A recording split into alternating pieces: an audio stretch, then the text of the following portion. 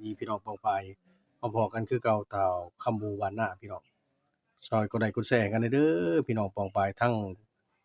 YouTube คำบูบ้านหน้าทางแฟนเพจก็คำบูต้องยินพี่น้องมาเบิ่งมันนี่สิมาแลแชร์กันความรู้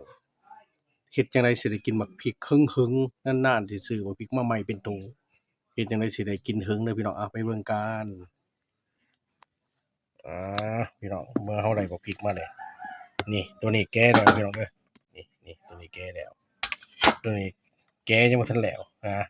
ส่วนที่ยังแกะบ่ได้เฮาก็มาแกะให้แกะเขาเอิ้นแกะขวัญมันให้แกะขวัญออกมันซั้นพี่น้องพอถ้าเฮาแกะขวัญออกนี่มัน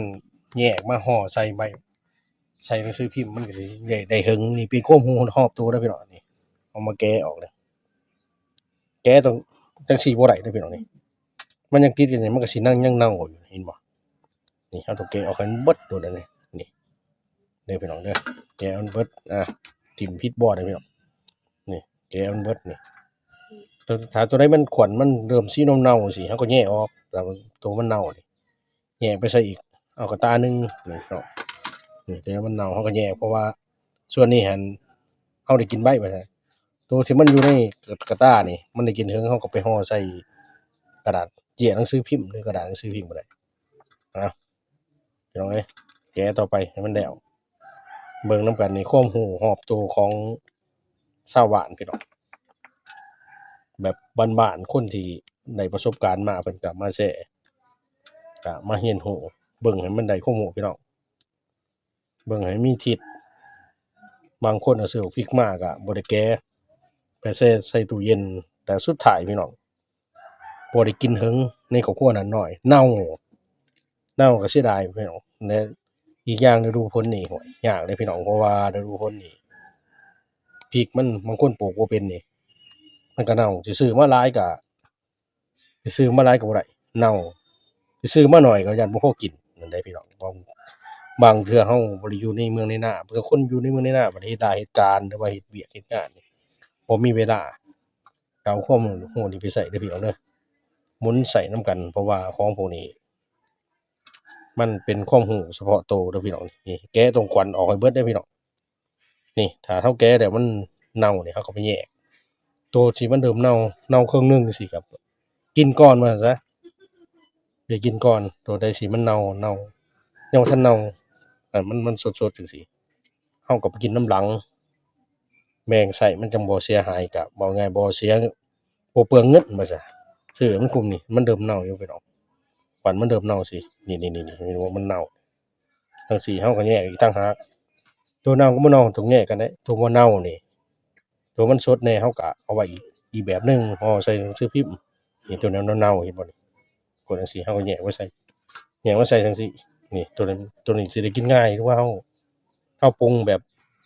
คราวเดียวหรือว่าบ่กี่มื้อว่าซั่นซะพี่น้องอย่างตัวนี้เราก็เก็บไว้แล้วก็มาใส่นี่มาห่อใส่หนังสือพิมพ์นี่หนังสือพิมพ์เราเตรียมไว้แล้วพี่น้องห่อใส่โลดนี่อาเห็นบ่พี่น้องนี่มันได้กินเทิงเลยเห็นบ่พี่น้องปรับให้เป็นสามเหลี่ยมเลยพี่น้องเอ้ยนี่ห่อพี่น้องเอ้ยนี่ให้มันคมหูหอบตัวเด้อพี่น้อง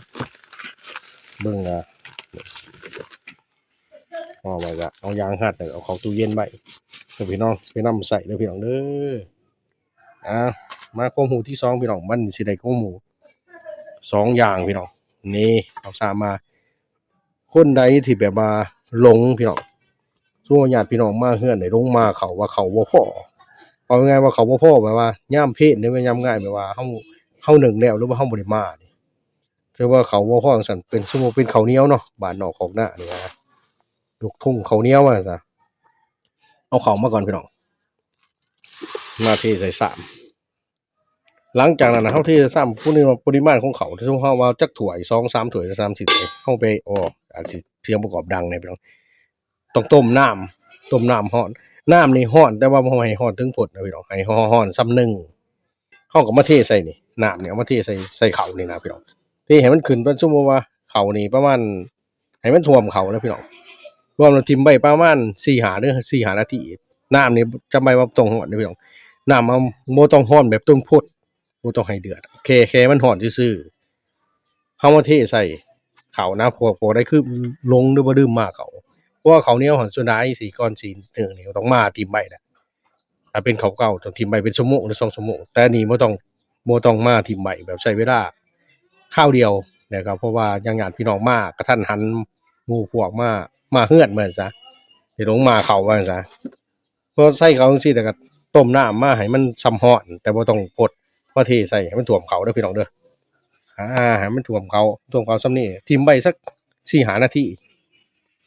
4-5นาทีแล้วเฮาก็มาคนกันบ่ต้องเอามือคนนะพี่น้องเอาจองหรือบ่วงคนแล้วก็คั่น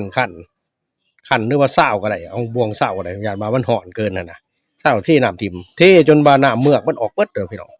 ถ้าเมื่อมันพอล้างน้ำเมือกมันออกเบิดเสร็จเด้อข้าวมันก็สินิ่มพอนิ่มแล้วเฮาก็เอาไปนึ่งพี่น้องพอจะทันเฮาเอาพอไปนึ่งปึ๊บมันก็ใช้เวลาบ่ถึงมันก็กินได้เลยเพราะว่าเฮาบ่ต้องไปบ่ต้องไปเสียเวลานี่เด้อของฮู้ของตัวเด้อพี่น้องเด้อเอาไปใช้จะได้มักคลิปนี้ก็กดไลค์กดแชร์กันเด้อฝากกดไลค์กดแชร์คอมบูบ้านนาเด้อพี่น้องฝากติดตามด้วยเด้อพี่น้องเด้อคลิปนี้ก็สิมีเท่านี้เด้อพี่น้องเด้ออ้าวพอกันคลิปหน้าพี่น้องคำว่าสบายดี